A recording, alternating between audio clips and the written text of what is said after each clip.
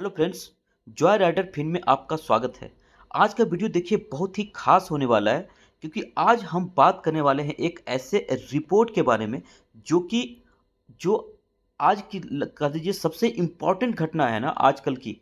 वो है लोकसभा इलेक्शन में कौन जीतेगा, किसकी कितनी सीटें आ रही हैं। और स्टॉक मार्केट में हम जैसे इन्वेस्टर बहुत आंख लगाए कि क्या होगा स्टॉक मार्केट पे।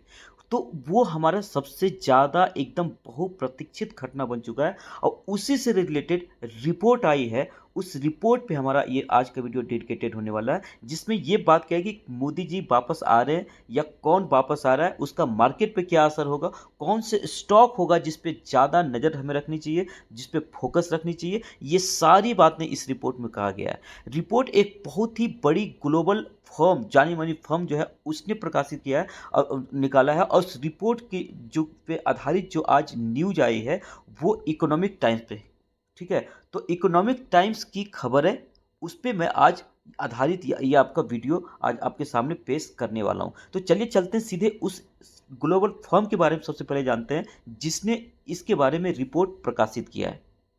देखिए उस ग्लोबल फर्म का नाम है CLSA। CLSA जो है, CLSA लिमिटेड क्या है, CLSA लिमिटेड आपको आप देख सकते हैं, capital markets and investment group है, ठीक है। इसका बिजनेस ही पूरा शेयर मार्केट और इन्वेस्टिंग एक्टिविटी से रिलेटेड है। क्या किस चीज़ पे फोकस्ड है? Alternative investment, asset management, corporate finance, capital market, securities and wealth management. आप देख सकते हैं तो सिक्योरिटीज और वेल्थ मैनेजमेंट, कैपिटल मार्केट से रिलेटेड इनका पूरा बिजनेस है। और ये सिर्फ इंडिया की संस्था नहीं है, बल्कि अगर आप यहाँ पे देखेंगे तो जिसका फाउंडिंग कहाँ हुआ है, तो आप देखिए फाउंडिंग हुआ है हांगकांग में, हेडक्वार्टर भी हांगकांग है। और इसका एरिया सर्व अगर आप देखेंगे तो क्या है, वर्ल्ड वाइड। ये ग्लोबल संस्था है, पूरे वैश्विक संस्था है, बट इसका एक आर्म है CLSA इंडिया। CLSA India. तो ये जो CLSA इंडिया है, ये इंडिया से रिलेटेड एक्टिविटी देखता है, इनका एक आर्म इंडिया में भी है। और इन्होंने ये बताया है, इतनी एक्सपीरियंस्ड और जानी मानी जो संस्था है, उन्होंने एक रिसर्च के द्वारा रिपोर्ट प्रकाशित किया है। उस रिपोर्ट को चलिए देख लेते हैं ज़्यादा देर ना करते हुए। बहुत ही एक्साइटिंग रिपोर्ट्स है, उसे ज़रूर हम सभी को देखना चाहिए, हमें पता होना चाहिए। चलिए ज़्यादा देर न करते हुए हम सीधे आगे हैं उस खबर पे, जो जिस खबर में इस रिपोर्ट के बारे में चर्चा किया गया है। खबर है इकोनॉमिक टाइम्स का, आज ही का आर्टिकल है। तो इकोनॉमिक टाइम्स में ये खबर आया है और चलिए इसको हम कवर करते हैं। खबर क्या है? खबर देखिए ये है, stock market are has already discounted the probability to Narendra Modi return as prime minister when election results are declared on 4। कह रहे इलेक्शन का रिजल्ट भले 4 को आने वाला है, 4 जून को, बट स्टॉक मार्केट पहले से मान चुका है कि नरेंद्र मोदी जी वापस आएंगे और प्राइम मिनिस्टर बनेंगे, ठीक है। तो मार्केट पहले से मान चुका है, पहले लाइन में क्लियर कर दिया गया कि मार्केट का मूड क्या है, probability of Narendra Modi return as prime minister. तो सबसे पहला लाइन में क्लियर कर दिया गया कि प्राइम मिनिस्टर मोदी जी वापस बनेंगे, ये मार्केट मान के चल चुका है। और ये जो है CLSA का भी मानना है। और इसीलिए CLSA क्या करता है, एक बास्केट बनाया जिसका नाम दिया है मोदी स्टॉक्स, ठीक है। तो मोदी स्टॉक्स नाम ही दे दिया है, उसमें कुछ स्टॉक का बिल्कुल पर्टिकुलर नाम के साथ बता दिया है कि ये स्टॉक है जो मोदी अगर वापस आएंगे, मोदी का थर्ड टर्म आएगा, तो ये स्टॉक सबसे ज़्यादा भागने वाले हैं। और ये वो स्टॉक है जो पिछले 6 महीने में 50% रिटर्न ऑलरेडी दे चुके हैं और आगे आने वाले समय में यही सबसे ज़्यादा फोकस में होंगे। तो ये लिस्ट हमें ज़रूर देखना चाहिए, बहुत ही मतलब एक्साइटिंग है, देखते हैं। करें दिस में we the basket that continues to rally the most if the market celebrates a strong election result for the ruling party. देखिए इसमें बहुत इंपॉर्टेंट, सावधान से पढ़िए। सबसे पहले कह रहा है कि जो बास्केट है, जो मोदी स्टॉक का बास्केट बनाया गया है, वो 50% 6 महीने में दिया है और आगे आने वाले समय में भी ये रैली जारी रहेगी। द मोस्ट मतलब सबसे ज़्यादा रैली इसी स्टॉक में हो सकता है। मार्केट कब? If market celebrates strong election results. Election result Modi जीत गया तो नहीं, स्ट्रॉन्ग मतलब मोदी एक बहुत बड़े सीट लेकर करके आते हैं, ठीक है। तब किसके लिए? Ruling party. रूलिंग पार्टी में कौन है? मोदी जी। तो ध्यान से देखिए, अगर जो अभी विपक्ष है या इंडी गठबंधन कर सकते, उनको अगर सीट आता है तो बात नहीं किया जा रहा है। स्ट्रॉन्ग इलेक्शन रिजल्ट आए किसके फेवर में? तो रूलिंग पार्टी के फेवर में। ये कहता है CLSA एनालिस्ट। तो चलिए देखते हैं और आगे क्या रिपोर्ट में बताया जा रहा है। इसको नाम दिया गया है मोदी स्टॉक्स, ठीक है, तो इसको मोदी स्टॉक नाम दिया है। अब देख लेते हैं Modi stock. These stocks are seen as being the direct beneficiary of popularly expected policy. कह रहा है कि जो अगर मोदी 3.0 आता है, मोदी 3.0, तो डायरेक्ट इन स्टॉक को फायदा होगा। क्यों? क्योंकि पॉलिसी जो है ना, पॉलिसी मेजर, मोदी जी का जो पॉलिसी मेजर है वो इन्हीं स्टॉक के आसपास रहने वाला है। और चलिए डिटेल चलते हैं, देखते हैं। Modi stocks are related to capex. किससे रिलेटेड है? Capex and infrastructure link sector, PSU, और stocks of some corporate houses. देखिए 3-4 चीजें पे फोकस करके ये बास्केट बनाया गया है। जिस स्टॉक या जिस बिजनेस से related Modi government capital expenditure और इंफ्रास्ट्रक्चर रिलेटेड एक्सपेंडिचर बढ़ाने वाला है, उससे उस सेक्टर का स्टॉक है ये, जिसमें ज़्यादातर पीएसयू है। और उन स्टॉक को भी शामिल किया गया है कुछ कॉरपोरेट हाउस जो मोदी जी के करीबी माना जाता है नहीं है वो बात का विषय है। मेरा ये जानकारी आप तक पहुंचाना है, न कि किसी पार्टी विशेष के प्रति हमारा झुकाव या हमारा लगाव। हम उस रिपोर्ट को आपके सामने पेश कर रहे हैं एज इट इज, जो कि आपको इकोनॉमिक टाइम्स में लिखा गया है। तो उसमें सीधा करा है कि कॉर्पोरेट हाउस है जो मोदी जी के करीबी माना जाता है, ठीक है। वो कौन हो सकता है? बहुत सारे लोगों को पता है, ठीक है, बार बार रिपोर्ट आती रहती है, वो किसी से छिपी नहीं है। जैसे अडानी है, रिलायंस है, इसके ऊपर कई बार विपक्ष आरोप लगाता रहता है कि ये तो उसको मोदी जी फायदा पहुंचाते हैं, तो वही सारे स्टॉक हो सकते हैं इसमें। तो अब पीएसयू है ही, और जो है कैपेक्स और इंफ्रास्ट्रक्चर रिलेटेड जो है उससे जुड़ा है।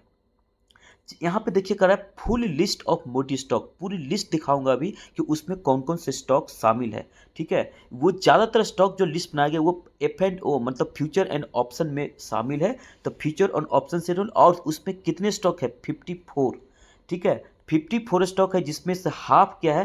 पीएसयू है। ध्यान दीजिए 54 स्टॉक की बात किया गया है मोदी स्टॉक के बास्केट, जिसमें 54 का आधा कितना का 27 पीएसयू है। चलिए अब लिस्ट देख लेते हैं ज़्यादा देर न करते हुए। तो लिस्ट अगर देखेंगे तो यहाँ देखिए इसने क्या इसको नाम दिया है? मोदी स्टॉक्स। अब लिस्ट की चलिए बात कर लेते हैं, एक एक कंपनी को थोड़ा सा आराम से पढ़ लेते हैं ताकि आपको भी पता चले। आप वीडियो होल्ड करके भी इसको देख सकते हैं। Hindustan aeronautics limited HAL, Hindustan copper, Nalco, Bharat electronics limited BEL, ये भी डिफेंस से है, Cummins India, Siemens, ABB, Indus tower, SAIL, वेल। उसके बाद देखिए डिक्सन, सेल, वेल सब देख सकते हैं आप, सब पीएसयू है ज़्यादातर 50%। डिक्सन बहुत अच्छी कंपनी है। अडानी ना हो ऐसा हो ही नहीं सकता। Adani ports, REC, PNB, Tata power, HPCL, गेल, JSPL, इंटर ग्लोब एविएशन जिसको इंडिगो के नाम से भी जानते हैं, IRCTC। तो ज़्यादातर पीएसयू ही आपको दिखेगा। PFC, IOCL, BPCL, Petronet LNG, power grid, SBI, GMR airports, NMDC, Canara bank, Ambuja cement. इसमें आपको सीमेंट से रिलेटेड काफ़ी स्टॉक भी दिखेगा। अंबुजा सीमेंट हो गया, आपको फिर दिखेगा ONGC, coal India, container corporation जिसको कनकोर के नाम से ट्रेड करती है, NTPC, Bharat forge, Bharti Airtel, ठीक है, जो टेलीकॉम वाली कंपनी एयरटेल है, इंडियन होटल्स, ACC, फिर अगेन सीमेंट आ गया, अडानी इंटरप्राइजेज, फिर से अडानी आपको दिख रहा है, बैंक ऑफ इंडिया, पोलीकैब, और आपके पास है गुजरात गैस, MGL, अशोक लीलैंड, रिलायंस, रिलायंस भी ना हो ऐसा हो ही नहीं सकता, L&T, IGL, UltraTech cement, Vodafone Idea, JK cement, Shree cement, India cement, Dalmia Bharat, ये भी सीमेंट का है, रामको सीमेंट। तो आपको ये पूरी लिस्ट आपको मैं दिखा रहा हूँ, इसको होल्ड करके आप पूरा देख भी सकते हैं। इसमें ज़्यादातर जो है ना, आप देखिए रिलायंस, अडानी, जो स्पेशल जो कॉर्पोरेट हाउस जिसको करीबी माना जाता है वो तो है ही, प्लस सीमेंट स्टॉक का इसमें दबदबा है। कुछ फोकस करेंगे देखे तो दिखेगा। दूसरा इसमें पीएसयू है, काफ़ी पीएसयू है। पीएसयू पहले भी रिटर्न बना के दिया है और आगे भी करा, पीएसयू ही चलने वाला है। तो ये सब स्टॉक का दबदबा है इसमें। सरकारी बैंक भी काफ़ी है, ये भी आपने नोटिस किया होगा।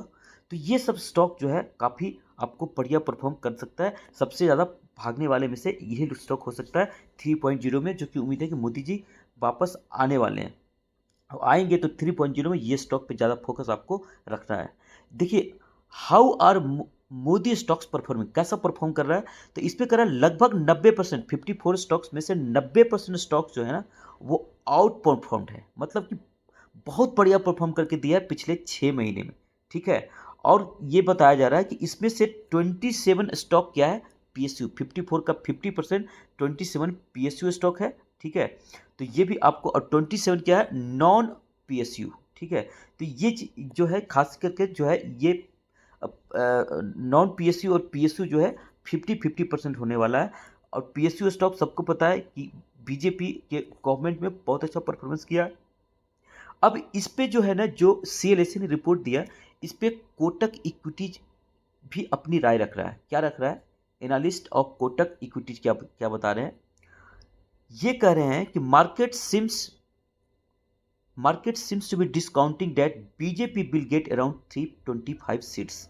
जिन्होंने खुल के बता रही है कि भाई मार्केट ये मान के चल रहा है कि बीजेपी 325 सीट लेकर के आने वाला है। 325 सीट एनडीए की बात नहीं हो रही है, सिर्फ बीजेपी की बात हो रही है। अगर बीजेपी रियलिटी में 325 सीटें जीत के आता है ना, तो मार्केट में जो करंट के मार्केट एकदम बिल्कुल ऑल टाइम हाई पे जाएगा, एकदम रिकॉर्ड तोड़ हाई पे जाएगा, वो सच में हो सकता है।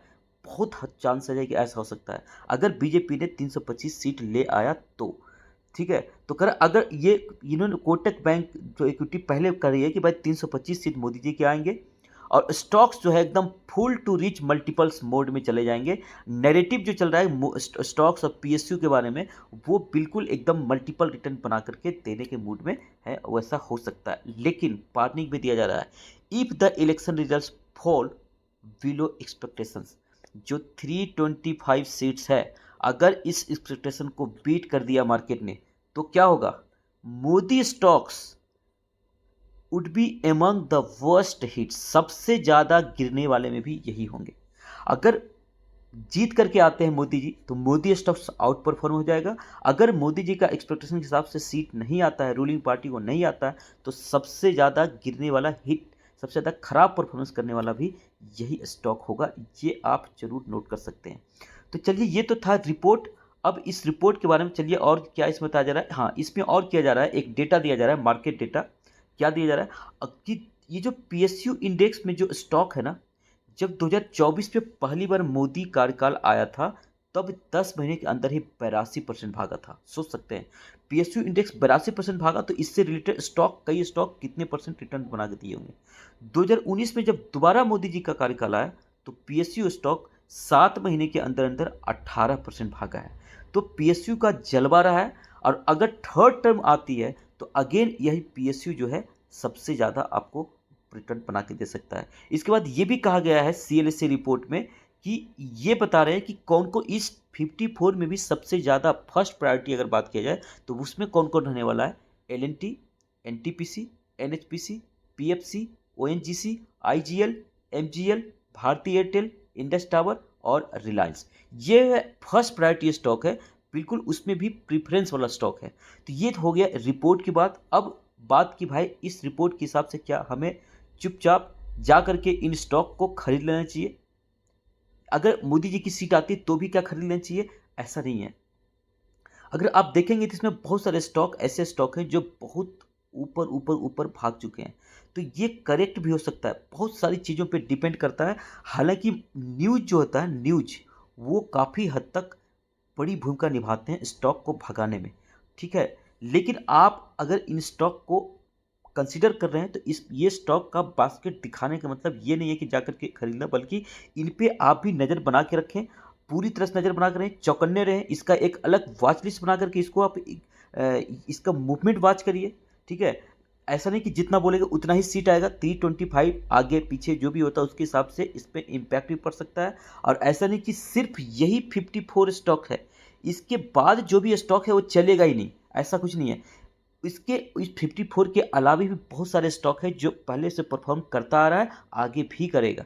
ये सीएलएसए की मानना है, सीएलएसए का मानना है। इन्होंने 54 स्टॉक बता दिया, बट स्टॉक मार्केट कहते हैं ना, यूनिवर्स है, इसमें बहुत सारे स्टॉक है। ठीक है, 8-10 हज़ार से स्टॉक है, उसमें से बहुत सारे स्टॉक होंगे जो मोदी जी अगर आते हैं तो आउट परफॉर्म कर सकता है। तो हमें सिर्फ इस 54 स्टॉक पे सीमित नहीं रह जाना है, बट हाँ, इसको इग्नोर भी नहीं किया जा सकता। तो आप इस पे नज़र बना के रखिए। इसके अलावा जो आपको फंडामेंटली स्ट्रॉन्ग और आउट परफॉर्मेंस स्टॉक नज़र आ रहा है, उसको भी नज़र बना के रखिए। किसी भी स्टॉक को इग्नोर नहीं करना है, ये इनकी सोच सकती है, बट हम अपना जो एक स्ट्रैटेजी है उसको ही फॉलो करेंगे। हाँ, इस बास्केट में से कुछ स्टॉक ज़रूर हमारे फेवरेट में भी है और हम इस पे नज़र बना के रखेंगे, और कुछ स्टॉक और जो है जो कि हमारे फोकस में नहीं है, उसको भी हम कंसीडर कर सकते हैं अपने पोर्टफोलियो के लिए। चलिए देखते हैं क्या होता है, सब पता चल जाएगा। फर्स्ट फेज का जब इलेक्शन होगा, एग्जिट पोल आएगा, उससे काफ़ी चीज़ें क्लियर होगी। फिर 4 जून को तो एकदम क्लियर कट आपको सारा चीज़ निकल के आ जाएगा। तो चलिए, आज का ये जानकारी कैसा लगा आप हमें ज़रूर बताएं। अगर अच्छी लगी तो आप वीडियो को लाइक करिए, शेयर करिए और चैनल को सब्सक्राइब करिए। थैंक यू, धन्यवाद।